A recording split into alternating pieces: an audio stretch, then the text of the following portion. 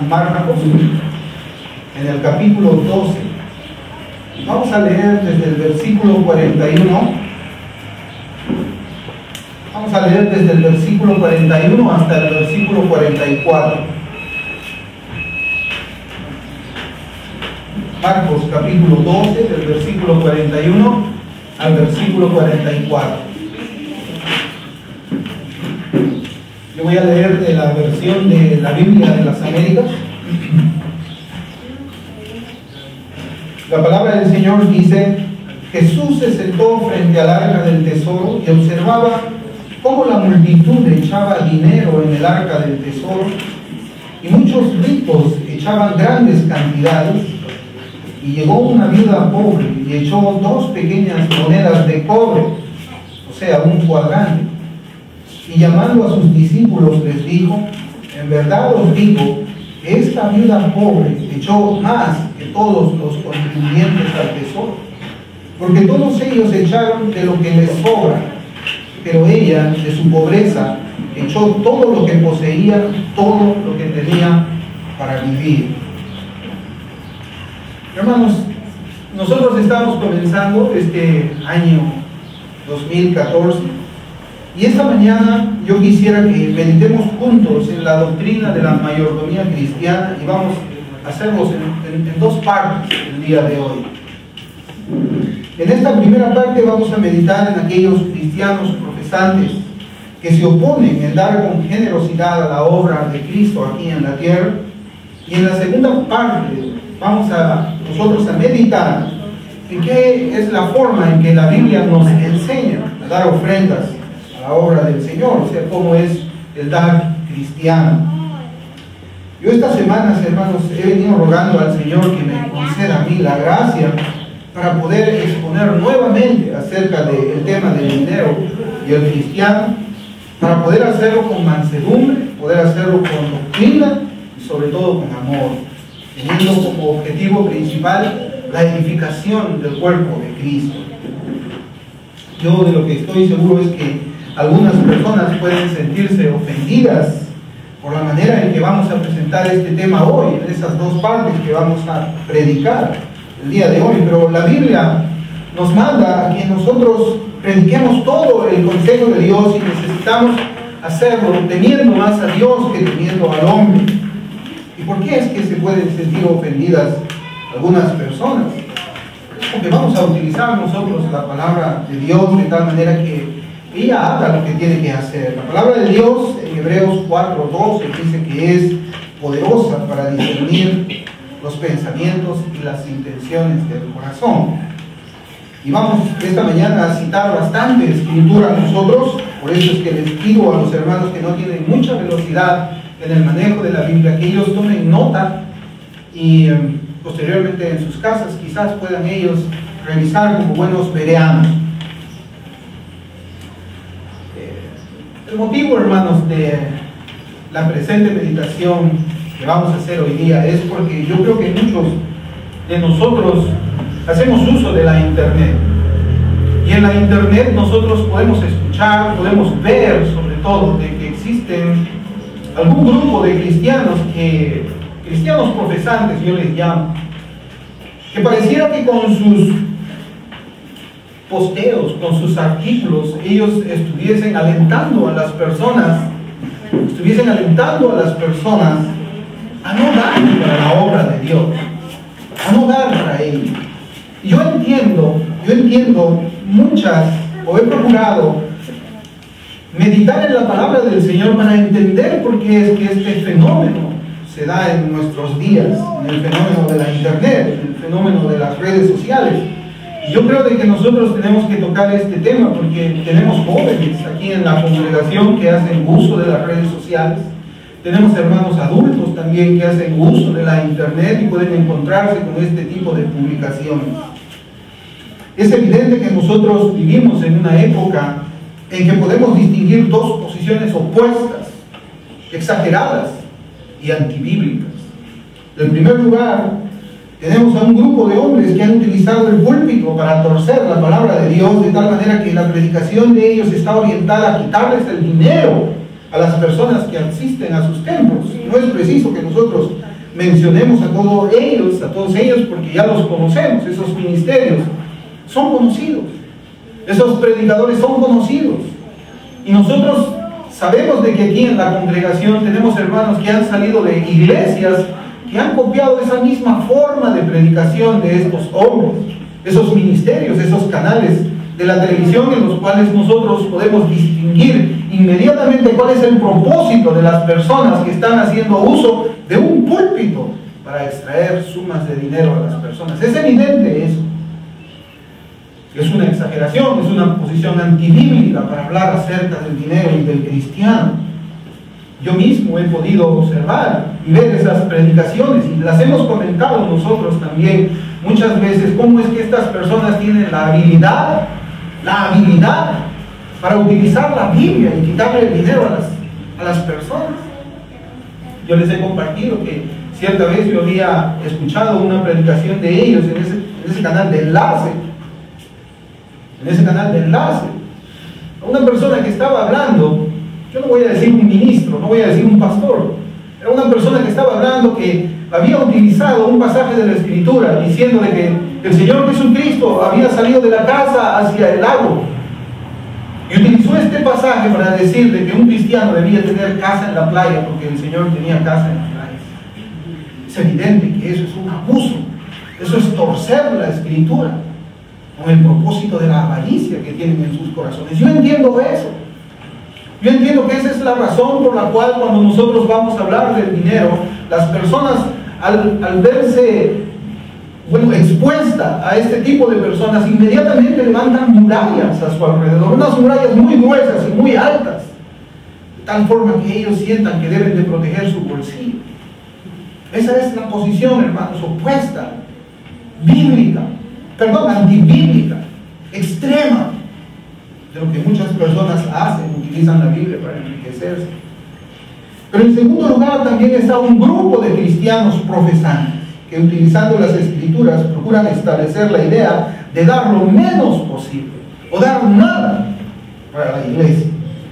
Las razones que ellos utilizan están claramente expresadas en sus palabras, cuando por lo general ellos dicen: yo no voy a dar el 10% del sueldo a ningún pastor. Esa es la otra posición extrema, antibíblica, que nosotros podemos encontrar. En realidad, el propósito que este grupo persigue no es dar conforme a la enseñanza bíblica, sino más bien dar la causa de Cristo de lo que les sobra. Por eso es que la predicación de esta mañana vamos a titularla: el diezmo, la ofrenda o lo que me sobra. ¿Qué es lo que nosotros tenemos que dar al Señor?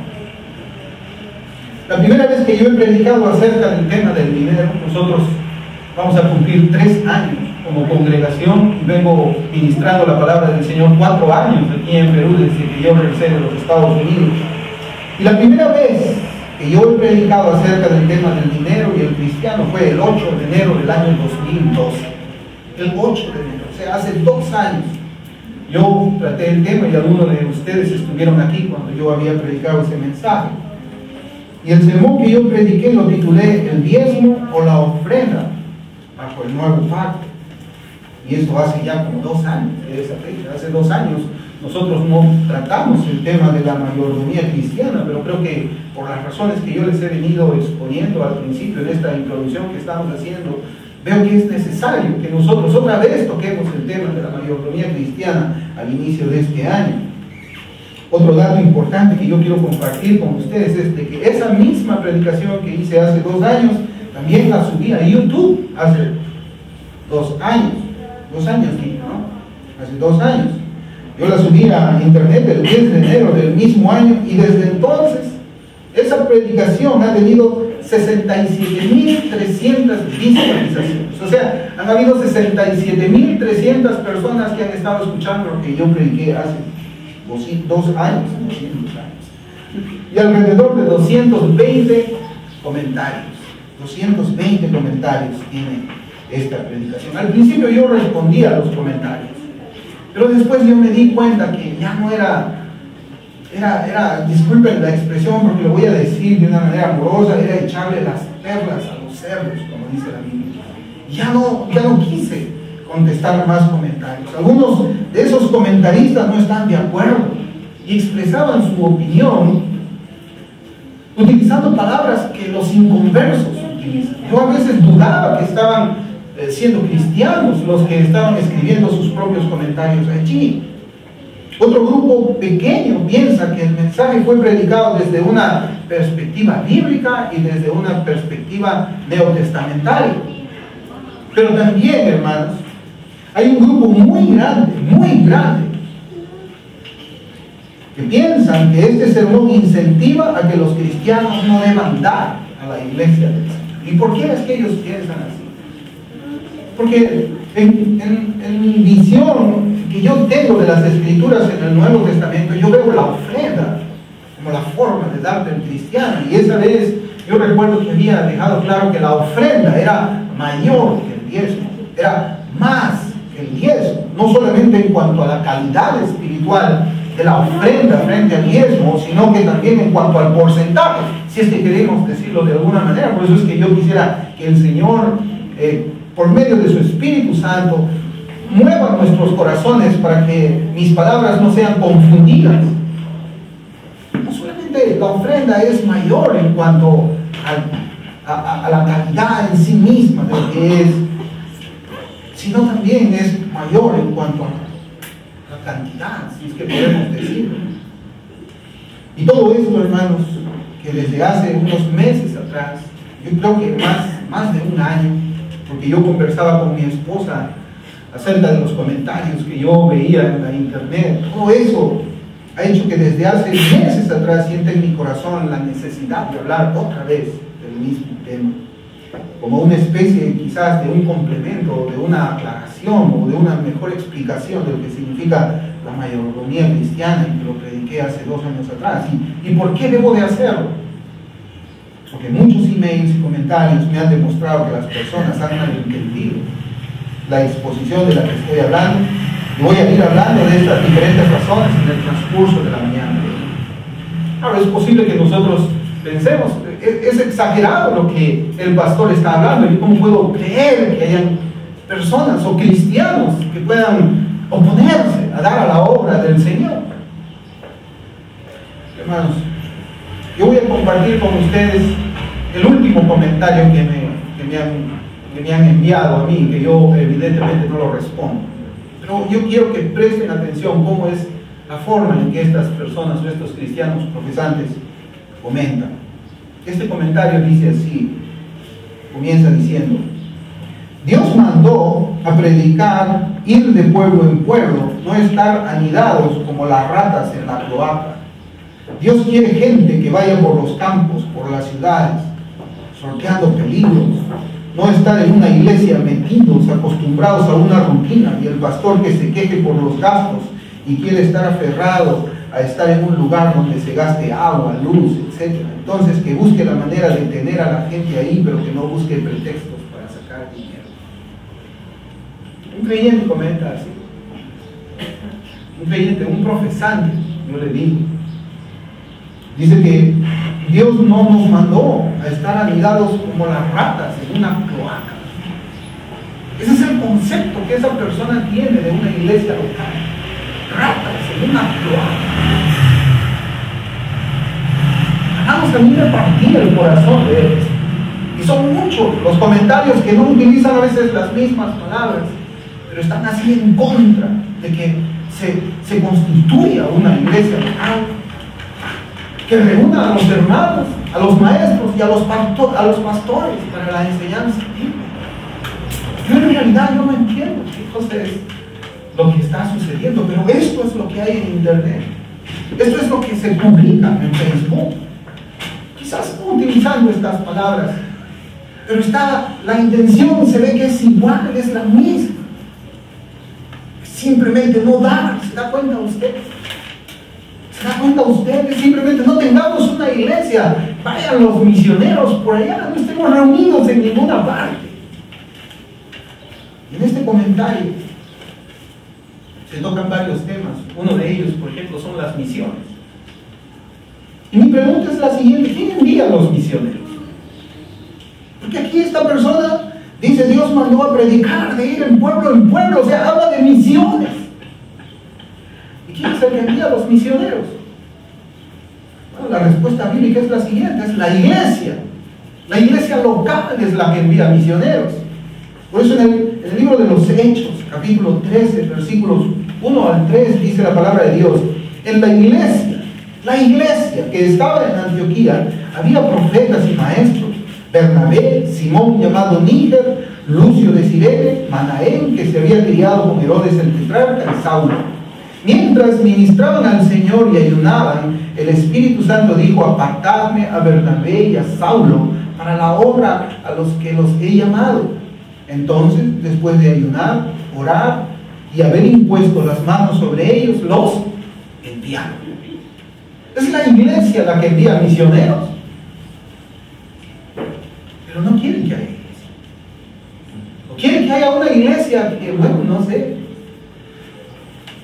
cómo se puede sostener una iglesia sin las ofrendas, o que nos reunamos quizás en un parque para evitar, no sé, comprar más bancas, evitar tener electricidad que pueda mover ese ventilador para que nosotros podamos estar más confortables aquí.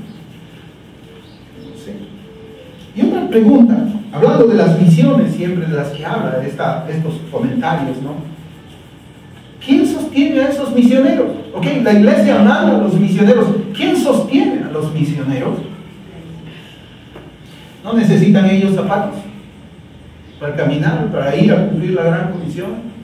¿No necesitan ellos alimento? ¿No necesitan ellos un techo, una cama donde dormir? ¿No necesitan agua también? Etcétera. ¿Quién sostiene a estos misioneros? Otra vez la respuesta es la iglesia. La iglesia es la que sostiene a los misioneros. Por eso en Filipenses capítulo 4, versículos 15 y 16 dice: y vosotros mismos también sabéis, filipenses, que al comienzo de la predicación del Evangelio, después que partí de Macedonia, ninguna iglesia compartió conmigo en cuestión de dar y recibir, sino vosotros solos, porque aún a Tesalónica enviasteis dádivas más de una vez para mis necesidades. La iglesia de los filipenses, la iglesia que estaba en Filipos, estaba ayudando a Pablo, el misionero, a Saulo, como nosotros habíamos leído primero aquí. Pero por supuesto que nosotros no vamos a ver a estos cristianos profesantes sosteniendo mensual y constantemente a ningún misionero. Las personas que publican estos comentarios no los sostienen, no les mandan ninguna ayuda, no les mandan ningún aporte de una manera constante, mensual. Quizás algún día enviarán pues algo de lo que ellos estiman que deben de darle, pero el soporte, la atención constante a los misioneros no se la dan. Es la iglesia la que tiene que suplir esa necesidad. Nosotros vemos en estos dos pasajes que la iglesia es la que envía a los misioneros y es la iglesia que debe proveer para el sostenimiento de estos hombres. Pero ellos no sostienen de manera constante a ninguno de ellos ni de forma directa ni de forma indirecta por medio de la iglesia. Otra es la queja que nosotros podemos observar en este comentario, que es el prototipo, es el ejemplo de todos los comentarios, es el desprecio evidente que ellos tienen hacia la persona que ejerce el oficio de pastor. El comentarista dice: no estar en una iglesia metidos, acostumbrados a una rutina, y el pastor que se queje por los gastos y quiere estar aferrado a estar en un lugar donde se gaste agua, luz, etc. Entonces que busque el pastor, ¿se entiende? ¿No? Que busque el pastor la manera de tener a la gente ahí, pero que no busque pretextos para sacar dinero. El argumento que más les gusta presentar a estos cristianos profesantes es que Pablo trabajaba con sus propias manos. Y una vez nosotros también, hermanos, tuvimos la oportunidad de recibir la visita de un matrimonio que vino de otro país, de Europa. Y este hermano pues decía de que el lugar donde él estaba, el pastor tenía que trabajar desde las 8 de la mañana hasta las 6 de la tarde para poder pagar él mismo el local, para poder pagar él mismo la luz, para pagar él mismo el agua, y que ese mismo ejemplo debería de seguirse aquí al Perú. Ustedes recuerdan de quién es que estamos hablando nosotros. Y ese es el argumento que se presenta.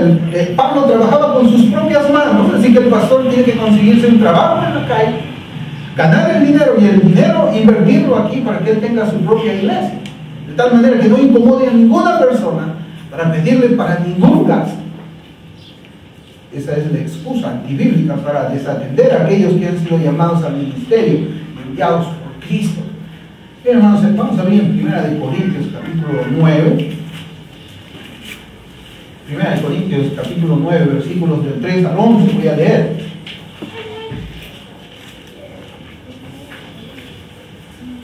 Dice, mi defensa contra los que me examinan es esta.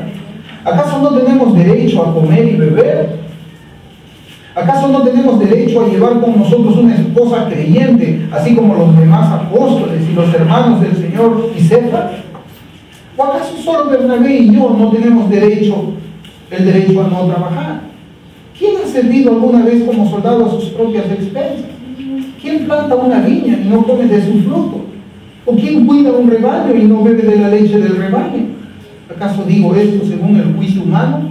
¿No dice también la ley esto mismo? Pues en la ley de Moisés está escrito, no pondrás bozal al buey cuando trilla. ¿Acaso le preocupan a Dios los bueyes?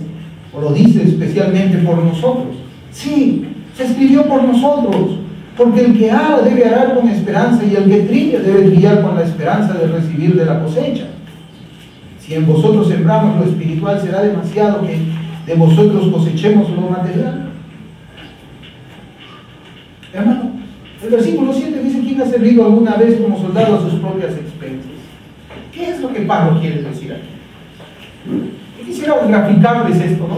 Para un poco entender qué es el pensamiento de Dios por medio del apóstol Pablo. Si Perú entra en una guerra, algo que nosotros no queremos, pero si el Perú entra en una guerra, o cualquier país entra en una guerra, y llama a los jóvenes del ejército para que vayan a defender al país, y le dice al joven, ¿no?, al que va al ejército, al que llama el presidente del Perú, le dice: bueno, tú vas a entrar al ejército, tienes que traer dinero para tu comida, tienes que traer dinero para que compres tu agua, tienes que comprarte tu armamento, tienes que comprarte también tu munición, tienes que comprarte tu carga, tienes que comprarte tu uniforme, tienes que comprarte tus zapatos. ¿Qué clase de guerra es esa? O sea, ¿yo soy soldado a expensa mía? ¿O es el Estado que tiene que proveerme a mí todo el armamento, el uniforme, la alimentación, el agua, la comida? Es eso lo que dice Pablo. Pero claro, las personas, los cristianos profesantes que nosotros encontramos en estos pasajes, buscan precisamente lo contrario. Tú tienes que ser soldado a tus propias expensas. Por eso es que ese tipo de comentarios es antibíblico. Lo ponen en la internet. Muchas personas lo leen y pueden terminar creyéndolo. Por eso es importante que nosotros hagamos frente a toda esa enseñanza como iglesia local. Y también que este mensaje pueda llegar a otros hermanos, que nosotros también estamos en la internet. Los cristianos profesantes, pues, cuando argumentan que debe de trabajar un pastor con sus propias manos, como Pablo lo hizo, y después vamos a tocar ese tema, ¿por qué lo hizo Pablo? Ellos no quieren ver pasajes en la Biblia donde se dice de esta manera. Lucas 10, del 3 al 9, dice: y mirad que os envío como corderos en medio del lobo. No llevéis bolsa, ni alforja, ni sandalias, y a nadie saludéis por el camino. En cualquier casa que entréis, decid primero: paz a esta casa, y si hay allí un hijo de paz, vuestra paz reposará sobre él, pero si no, se volverá a vosotros. Permaneced entonces en esa casa, comiendo y bebiendo lo que os den, porque el obrero es digno de su salario. No os paséis de casa en casa, en cualquier ciudad donde entréis y os reciban, comed lo que os sirvan, sanad a los enfermos que hay en ella, y decirles: se ha acercado a vosotros el reino de Dios. Pablo el apóstol también cita la misma cita del Señor cuando él dice en 1 de Timoteo 5:18: porque la Escritura dice: no pondrás bozal al buey cuando trilla, y el obrero es digno de su salario. Y Pablo todavía amplía más este tema cuando él añade en 1 de Corintios 9, el versículo 9 al 12, dice: pues en la ley de Moisés está escrito: no pondrás bozal al buey cuando trilla. ¿Acaso le preocupan a Dios los bueyes? ¿O lo dice especialmente por nosotros? Sí, se escribió por nosotros, porque el que ara debe arar con esperanza, y el que trilla debe trillar con la esperanza de recibir de la cosecha. Si en vosotros sembramos lo espiritual, será demasiado que de vosotros cosechemos lo material. Si otros tienen este derecho sobre vosotros, ¿no lo tenemos aún más nosotros? Sin embargo, no hemos usado este derecho, sino que sufrimos todo para no causar estorbo al Evangelio de Cristo. ¿Por qué Pablo no usó su derecho con los corintios? ¿Por qué Pablo no lo usó? Un estudio consciente de las epístolas que Pablo escribió a los corintios demuestran que Pablo renunció a su derecho para evitar que ellos pudieran pensar que él predicaba el Evangelio solamente para procurar una ganancia temporal. Y esto puede ser un estorbo para la salvación de las almas. Pablo fue acusado de reunir ofrendas para su propio beneficio. Los corintios cuestionaban también al apóstol de Pablo, por eso es que el apóstol Pablo decidió no recibir nada de ellos y se puso a trabajar con sus propias manos. Pero entonces, si los corintios no le daban a Pablo, ¿cómo diría Pablo? Por eso Pablo escribe en la segunda epístola a los Corintios, capítulo 11, versículos del 7 al 9, dice: o cometí un pecado al humillarme a mí mismo para que vosotros fuerais exaltados, porque os prediqué el Evangelio de Dios gratuitamente. Mira cómo dice el versículo 8: a otras iglesias despojé, tomando salario de ellas para serviros a vosotros. Y cuando estaba con vosotros y tuve necesidad, a nadie fui carga, porque cuando los hermanos llegaron de Macedonia, suplieron plenamente mi necesidad, y en todo me guardé y me guardaré de seros carga. Es como que Pablo estuviese aquí con nosotros predicándonos, y la iglesia de Venezuela le da sus ofrendas. Nosotros no le damos nada a Pablo. Pablo no recibe nada de nosotros. La iglesia de Estados Unidos le manda. La iglesia de Piura le manda para sus necesidades, porque Pablo tenía necesidades. Y él no aceptó la ofrenda de los corintios, por eso, para no comprometer el mensaje del Evangelio, que eso puede estorbar a las almas. Fueron otras iglesias las que proveyeron. Yo pienso que los corintios deben haberse sentido avergonzados de eso, de que ellos reciban lo espiritual y lo material que necesitaba ese maestro, ese misionero, haya sido suplido por otros hermanos. El apóstol Pablo también dice en otro lugar, en Gálatas capítulo 6, versículo 6, dice: al que se le enseña la palabra, que comparta toda cosa buena con el que le enseña. Y al que se le enseña la palabra, que comparta toda cosa buena con el que le enseña. Los mandamientos del Señor son muchos en cuanto a los ministros y al sostén de los ministros. En primera de Tesalonicenses capítulo 5, versículos 12 y 13, dice la palabra de Dios: pero os rogamos, hermanos, que reconozcáis a los que con diligencia trabajan entre vosotros y os dirigen en el Señor y os instruyen, y que los tengáis en muy alta estima con amor por causa de su trabajo. Vivid en paz los unos con los otros. Hermanos, este mandamiento establece tres principios para tocarlos de una manera muy rápida. Este mandamiento establece que nosotros debemos tener consideración de aquellos que han sido nombrados para el ministerio de la palabra. En segundo lugar, también nos enseña que nosotros debemos tener consideraciones por aquellos quienes gobiernan la iglesia de Cristo aquí en la tierra, y que los reconozcamos a ellos como hombres dignos de gran estima para nosotros. Dios también nos dice por medio del siguiente versículo otro mandamiento que está relacionado con lo que hemos leído en la epístola a los tesalonicenses, y esta vez lo vamos a ver en la primera epístola de Pablo a Timoteo, 1 Timoteo 5:17. Dice: los ancianos que gobiernan bien sean considerados dignos de doble honor, principalmente los que trabajan en la predicación y en la enseñanza. ¿Y qué dice el versículo que le sigue? El versículo 18 dice: porque la Escritura dice: no pondrás bozal al buey cuando cría, y el obrero es digno de su salario. Yo voy a traer un comentario de Juan Calvino. Yo quería saber cuál era la opinión también de estos hermanos, estos maestros del pasado, Y en el comentario de Juan Calvino, él comenta sobre estos dos versículos de la siguiente manera, y preste atención por favor. Dice: los ancianos, para preservar el buen orden de la iglesia, es absolutamente necesario que no se descuide a los ancianos, sino que se les brinde la debida consideración, porque ¿qué cosa más insensible podrá haber que no cuidar de aquellos que tienen cuidado de toda la iglesia? Aquí presbíteros, ancianos, no es un nombre que tenga que ver con la edad, sino con el oficio. Más adelante, Calvino continúa diciendo de esta manera, y esta parte del comentario es lo que a mí me llamaba también más la atención cuando dice: digno es el obrero de su salario. Pablo no cita esto como un pasaje de la Escritura, sino como un dicho proverbial que el sentido común nos enseña a todos. En igual forma, cuando Cristo dijo la misma cosa a los apóstoles en Mateo 10:10, no expresó sino lo que ya aprobado por el Consejo Universal.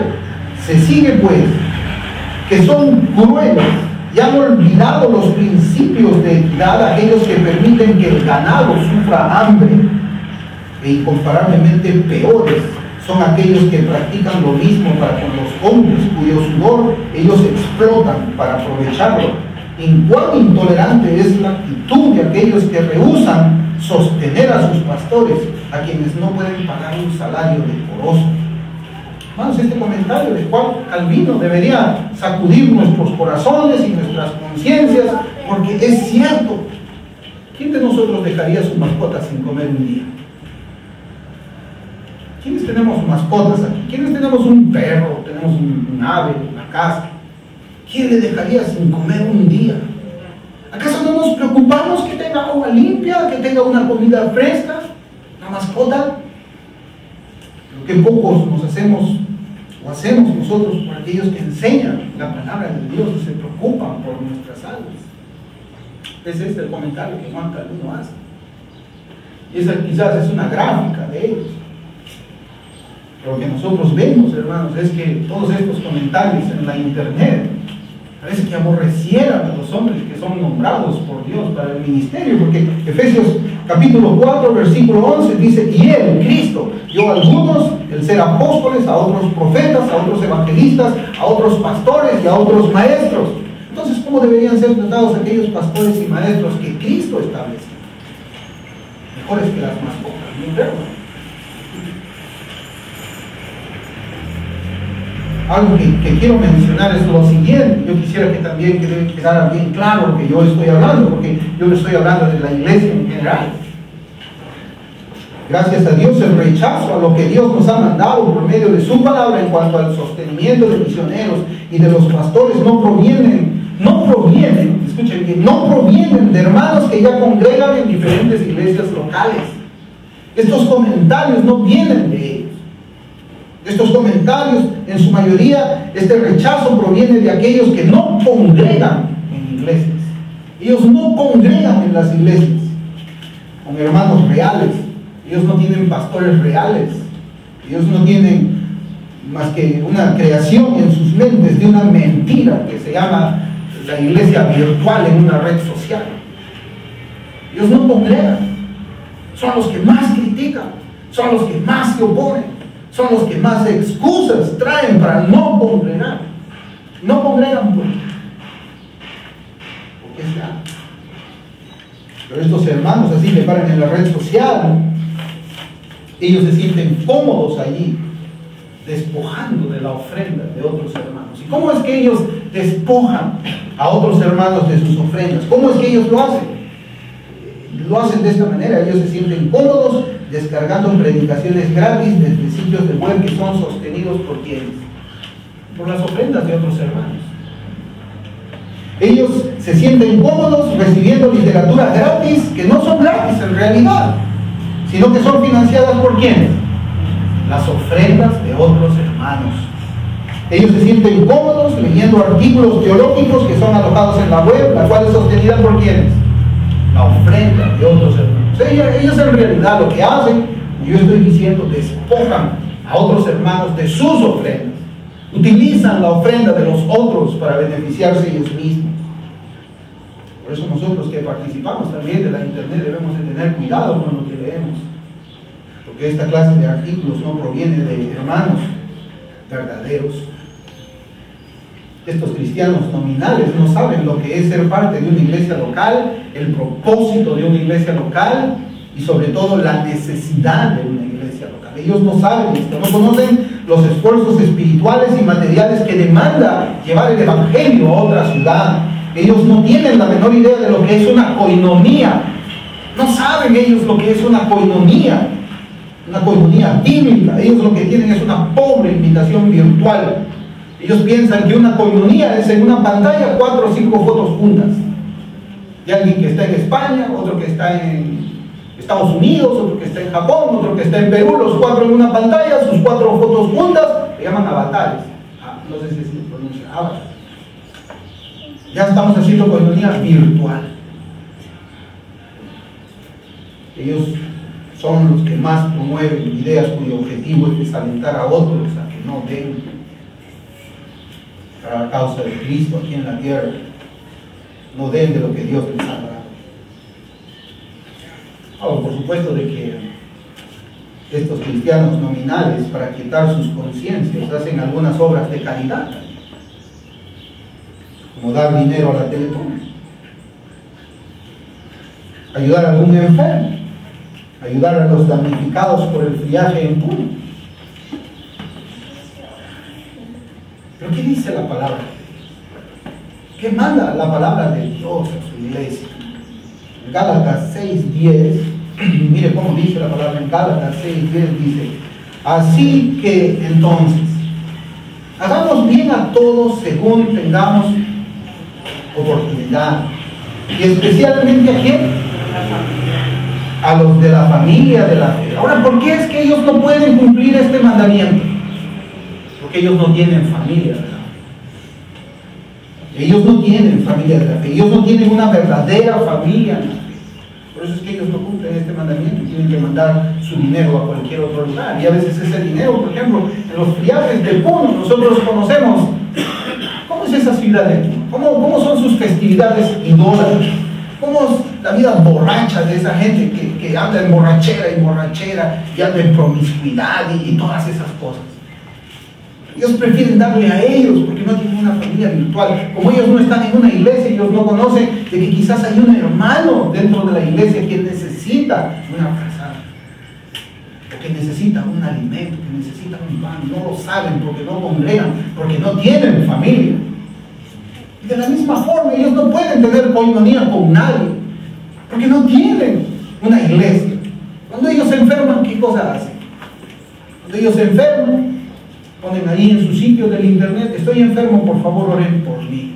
¿Pero qué hace? ¿Qué hace una iglesia? ¿Qué hace un hermano que congrega en una congregación, en una iglesia local? Tiene una familia en la fe. ¿Qué cosa es lo que hace? Sigue el principio bíblico de Santiago. ¿Está alguno de vosotros enfermo? Llame a quién. Llame a los ancianos. Pero claro, como ellos no tienen ancianos, ¿qué van a poder llamar a los ancianos?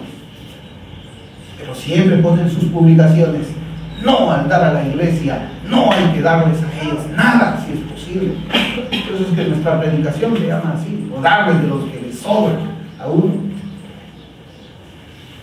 Ellos no saben si un hijo de Dios está pasando por necesidades urgentes. Pero ese es el ejemplo que nosotros encontramos en la Escritura. Los cristianos hacían eso, como ellos hacen: ayudar a gente que no conocen cómo es su vida espiritual, si son enemigos de Dios o qué. No, la Escritura no nos enseña de esa manera. En Hechos capítulo 2 versículos 44 y 45 dice: todos los que habían creído estaban juntos y tenían todas las cosas en común, vendían todas sus propiedades y sus bienes y los compartían. ¿Con quiénes los compartían? ¿Con los paganos que vivían en España?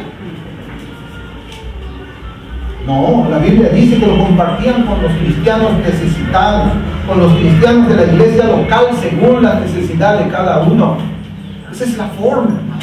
Ese es el modelo bíblico. A veces las personas dicen: yo quiero encontrar un mandamiento que diga esto de una manera bien clara. No, La Biblia también nos enseña por medio de los ejemplos de los cristianos primitivos cómo es que debe ser una iglesia bíblica. Nosotros decimos que queremos ser una iglesia bíblica, neotestamentaria. Entonces, ¿dónde vamos a encontrar el ejemplo de lo que es una iglesia neotestamentaria? Aquí en la Biblia. En Hechos también, capítulo 4, versículo 32, dice la congregación. Reina Valera 60 dice la multitud. La congregación de los que creyeron era de un corazón y un alma, y ninguno decía ser suyo lo que poseía, sino que todas las cosas eran de propiedad común. Versículo 34.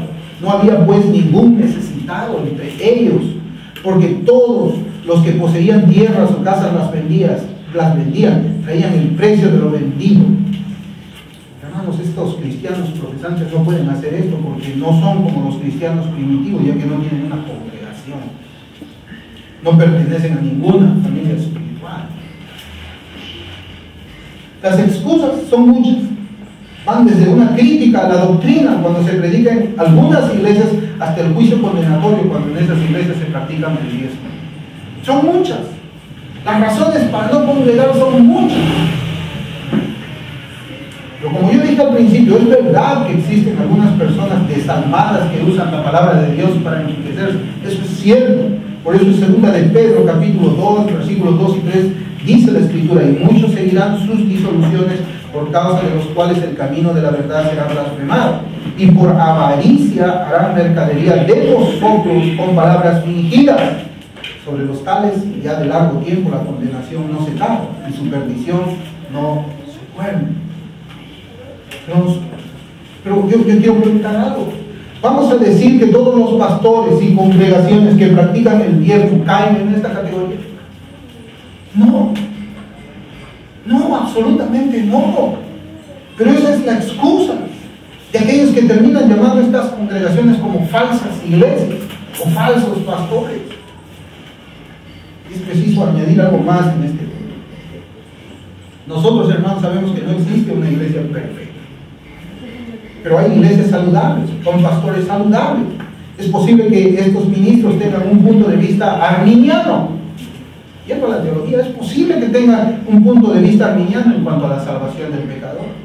O que tenga una posición dispensacional a lo que refiere a la escatología. Sí, es posible. Yo lo que creo es que ellos están equivocados. Yo no soy arminiano ni dispensacional. Pero ¿saben qué, hermanos? Dios ha permitido que hombres que creen de esa manera hayan sido mis pastores en el pasado. Mis pastores eran arminianos. Mis pastores eran dispensacionalistas. Es más, algunos de ellos hasta eran decisionistas. Esos fueron mis pastores. Estos hombres que fueron mis pastores se esforzaban en cumplir el papel de pastor. Estos hombres que doctrinalmente yo creo que estaban equivocados, se preocupaban por el rebaño. Cuando un creyente no iba al servicio, ellos ya estaban en la casa viendo qué pasó con la oveja. Ellos cumplían el papel misionero de la iglesia, terminaban el servicio y se iban a la obra nuevita que estaba por ahí, por donde había el arenal, no me acuerdo dónde. Estos hombres predicaban contra el pecado. Estos hombres predicaban en favor de que el creyente camine en santidad. Ellos decían: sin santidad nadie verá a Dios. Estos hombres a quienes yo he oído derramar sus corazones delante de Dios en oración, esos hombres estaban lógicamente confundidos, pero eran hombres de Dios. Así era mi pastor. Yo dejé de congregar como 2 veces. Por algunas cosas yo era nuevo en la fe. Yo olía a bebé cristiano. Yo no conocía mucho de la escritura, pero mi esposa sí congregaba. Y ese pastor, yo me acuerdo una vez que yo no congregué, tocaron el timbre, le abrí a mi esposa y le dije: pasa, hija, ¿no? Había ido con mi esposa a congregar. Yo no congregaba porque yo creía que la iglesia era demasiado santa para que yo esté ahí. Y yo estaba cerrando la puerta y alguien de afuera, ¡bum!, me la abre con la mano. ¿Saben quién era? Era mi pastor, arminiano, dispensacionalista, creía en el decisionismo. Me habló con amor, hermanos. Y después hizo una oración por mí. Yo lo veía llorar. Yo lo veía interceder por mí, llorando a Dios. No era una iglesia perfecta, no tenía una doctrina perfecta. Pero yo caminaba con él porque la iglesia quedaba a 3 calles de mi casa y ese era un hombre de Dios. Él murió de cáncer hace 2 años. Y yo sé que estaba con el Señor. Y en su iglesia se practicaba el diezmo.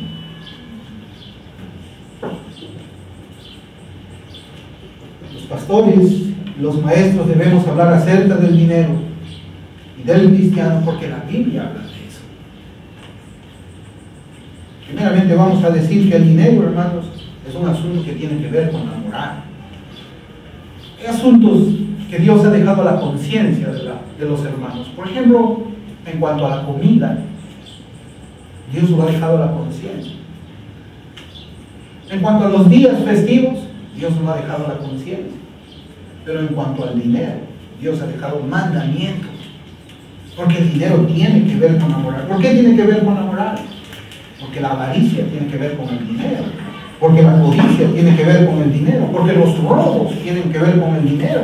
Porque la extorsión también tiene que ver con el dinero. Por eso es que Dios ha dejado mandamientos a su iglesia acerca del dinero.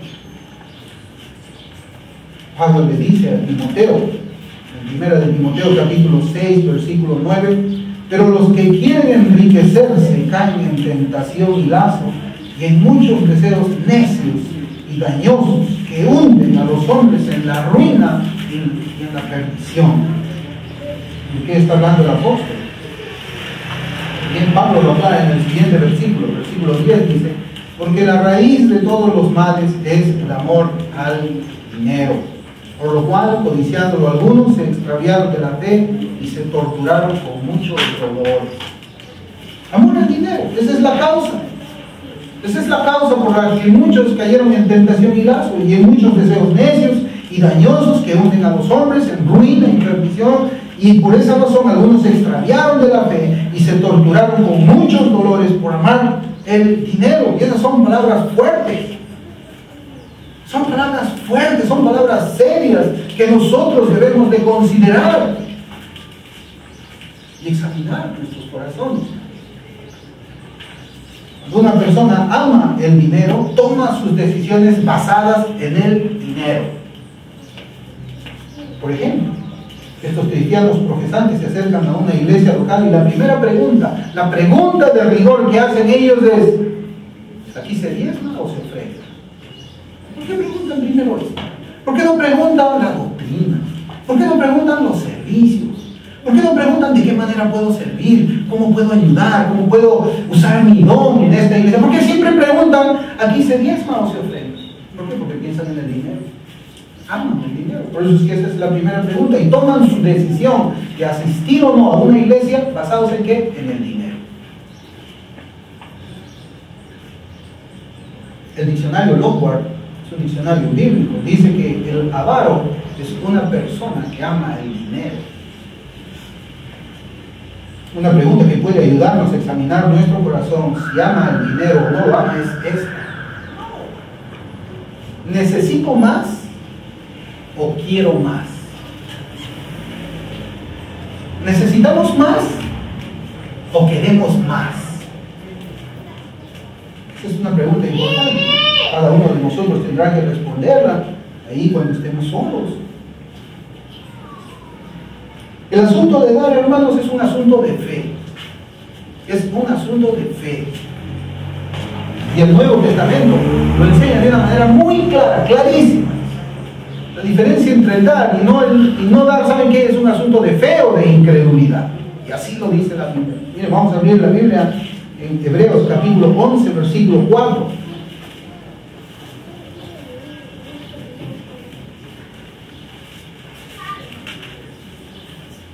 Hebreos capítulo 11, versículo 4, y yo voy a leer de la versión Palabra de Dios para Todos. Dice la Escritura en esta versión, Hebreos 11, 4, dice: por la fe Abel ofreció mejores sacrificios que Caín. Dios dijo que aceptó sus ofrendas y lo aprobó por su fe. aunque Abel murió, él sigue hablando por medio de su fe. El punto en este pasaje, hermanos, el punto aquí es que nosotros veamos las dos personas que están. No es que nosotros veamos la ofrenda que puso él y la ofrenda que puso el otro. No es, vamos a ver las personas que están ahí. Son dos personas que están ahí. Dos hombres. Uno se llamaba Abel, el otro se llamaba Caín. Y lo que nosotros tenemos que ver es la diferencia entre cada uno de ellos. ¿Y cuál es la diferencia? La fe. Uno tenía fe y el otro no tenía fe. Uno era creyente y el otro era incrédulo. Eso es lo que la Biblia quiere que nosotros veamos aquí. William Gurnall comenta de este versículo de la siguiente manera, y preste atención cómo es que él comenta. Él dice: Abel es muy selectivo en el asunto de su ofrenda. No cualquiera de los corderos, o el primero que venga a la mano, sino el primogénito. Tampoco ofreció el más flaco entre los primogénitos y se guardó para él el más gordo, sino que le dio a Dios lo mejor de lo mejor. Pero la ofrenda de Caín, dice la Escritura, no tenía tal cuidado y selección. Esa es la diferencia entre un creyente y un incrédulo. Esa es la diferencia. Dios aceptó la ofrenda de Abel porque fue hecha con fe. La fe hizo que su ofrenda sea mayor que la de su hermano Caín. Esa ofrenda dio testimonio de que Abel era justo, es decir, que había nacido de nuevo. Caín es la personificación de aquel que sin haber nacido de nuevo ofrenda a Dios lo que le sobra. En otro lugar de las Escrituras, Cristo nos habla más de esta triste realidad. Hemos citado un pasaje y ahora yo quisiera que también profundicemos un poquito más. Como les digo, no, hermanos, más que nada, esta predicación está orientada a que nosotros tengamos mucho cuidado cuando nos encontramos con ciertos artículos de cristianos profesantes que no congregan en ningún lugar, que a veces usan la Escritura de una manera ilegítima para promover a otros hermanos o incentivar a otros hermanos a que dejen de dar. En 1 de Timoteo 6:10 ya hemos leído, dice la Escritura: porque la raíz de todos los males es el amor al dinero, por el cual, codiciándolo algunos, se extraviaron de la fe y se torturaron con muchos dolores. También hemos visto que avaro es una persona que ama el dinero. Ahora, nuestra pregunta del pasaje que estamos citando nuevamente sería la siguiente: ¿cómo sería posible que un creyente que se extravíe de la fe, o sea, se extravíe de la fe por amar dinero? ¿Es posible que un creyente se extravíe de la fe? ¿Es posible que un creyente se pierda? ¿De qué habla aquí? ¿Es posible que soy creyente y la avaricia hace que yo deje de ser creyente? ¿Soy nacido de nuevo y la avaricia hace que yo deje de ser un nacido de nuevo? En otros casos, ¿dejo de ser salvo? No, nuestra pregunta del pasaje, nosotros la vemos que es Cristo quien la responde. Cristo la responde. En Mateo capítulo 13, versículo 22, el Señor Jesucristo está explicando ¿qué cosa? La parábola del sembrador. Y en Mateo 13, 22 dice así: y aquel en quien se sembró la semilla entre espinos, este es el que oye la palabra, mas las preocupaciones del mundo y el engaño de las riquezas ahogan la palabra y se queda sin fruto. Nosotros sabemos aquí de que hay 4 tipos de suelo, ¿no? Sabemos, ¿no? Solamente un suelo, o sea, un corazón, es un corazón que recibe la palabra y es un corazón que produce fruto 30, 60 y 100%, como dice la Biblia. Vamos a decir, este corazón que está con espinos, ¿es el corazón de una persona que ha sido salva? No ha sido salva. Recibe la palabra. O sea, oh sí, yo estoy de acuerdo contigo, sí, es cierto, Cristo murió por los pecados del mundo, yo estoy de acuerdo con esto, pero no es un corazón recto, no es un corazón nacido de nuevo. Dice, el engaño de las riquezas ahogan la palabra y se queda sin fruto. Yo me he tomado, hermanos, voy a leer una cita o un comentario de William Hendrickson. ¿Cómo es que William Hendrickson comenta sobre este pasaje? Y preste atención. Dice, este versículo describe el caso del hombre cuyo corazón se asemeja al suelo infestado con raíces y estolones de espinas. Tal suelo sucio es una amenaza seria para el crecimiento de cualquier planta deseable. En forma similar, un corazón lleno de preocupaciones con respecto al mundo prosaico y oscurecido por sueños de riquezas frustra toda influencia para bien que de otro modo podría haber recibido por la entrada del mensaje del reino. Ese corazón está preocupado, no tiene lugar para la meditación calmada y seria en la palabra del Señor. Si de todos modos hiciera un intento de entrar en un estudio y reflexión en forma seria, lo vería inmediatamente sofocado. La ansiedad constante acerca de los negocios mundanos llena la mente y el corazón de oscuros presentimientos.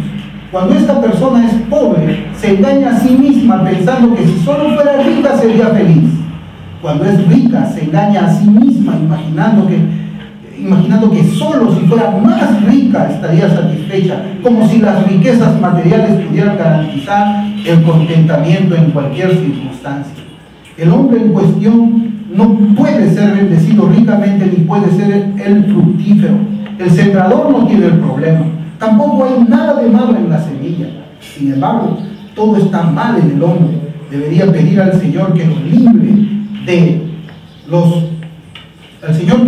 de los cuidados absorbentes y de los sueños mundanales e engañosos, para que el mensaje del reino pueda comenzar a tener vía libre en su corazón y en su vida. Entonces la mente, rescatada de la ansiedad roedora y las fantasías engañosas, podrá reflexionar significativamente en pasajes tan preciosos como Proverbios capítulo 30, versículos 7 al 9, Isaías 26, 3, Mateo capítulo 6, versículos del 19 al 34, y pone más pasajes aquí. Aquí este comentario nos dice que no es una mente llena la persona que tiene su corazón lleno de espinos. No es un creyente. Este comentarista dice que debería pedir al Señor que lo libre. Es decir, esa persona no tiene libertad. No ha sido libertado en Cristo. El engaño de las riquezas es un engaño espiritual cuyas consecuencias eternas pueden ser fatales e irreversibles. El engaño de las riquezas. La semilla que cayó entre espinos representa a una persona que no ha alcanzado salvación. Hermanos, como ministro de esta iglesia local, ustedes saben que nada les he pedido para mí. Y no lo estoy haciendo tampoco por medio de esta enseñanza. Ustedes saben que yo puedo decir, igual que Pablo, como en el libro de los Hechos, capítulo 20, versículos 33 y 34, ni la plata, ni el oro, ni la ropa de nadie he codiciado. Vosotros sabéis que estas manos me sirvieron para mis propias necesidades y las de los que estaban conmigo. El propósito de este mensaje no es precisamente de que nosotros o represente una queja contra esta iglesia, contra esta congregación. Ustedes conocen de que el propósito que yo tengo para enseñarles esto tampoco es la codicia ni el deseo de enriquecer. Nos conocemos ya por casi 3 años. 3 años caminamos juntos. El propósito de este mensaje es para que todo aquel que dice que ha nacido de nuevo confronte su vida con lo que las Escrituras ordenan. Este mensaje tiene el propósito de conocer la diferencia entre un Abel que ofreció de sí mismo lo mejor y un Caín que daba lo que sobraba. El propósito de este mensaje, hermanos, es que nosotros hagamos un examen también de nuestra vida espiritual. La mayordomía cristiana es importante y es la característica de un creyente genuino. Este mensaje tiene como objetivo también exhortar a los hermanos verdaderos a arrepentirse del pecado de no congregar, para que busquen una familia espiritual, una iglesia local saludable, propósito de este mensaje es para que estos hermanos que no congregan en ningún lado participen en una iglesia local, siguiendo los pasos que las primeras iglesias nos han dejado y que ha quedado registrado en las páginas de la Biblia. El propósito de este mensaje es que también nosotros estemos atentos a todas estas doctrinas que son infestadas en la internet por cristianos profesantes, que yo diría no han nacido de nuevo. Hermanos, ¿quién se puede oponer a que se dé generosamente para el reino de los cielos? ¿Quién? ¿No es el diablo? ¿No es el diablo el que se opone? Ok, fíjense, yo digo y pienso por lo que yo veo, ok, yo no quiero dar. Ok, yo no quiero dar, yo no quiero dar. Pero ¿por qué voy a alentar a otros a que no den? ¿Por qué? Aquí es el problema. Por eso es que ese tipo de enseñanzas es diabólica. Que ustedes saben de que nosotros aquí utilizamos no solamente el dinero que nosotros recibimos, tenemos una persona que es un tesorero, sino que procuramos hacerlo también, utilizarlo con sabiduría, conforme Dios nos manda, porque Dios dice cómo tenemos que ganar el dinero, pero también dice cómo tenemos que usarlo.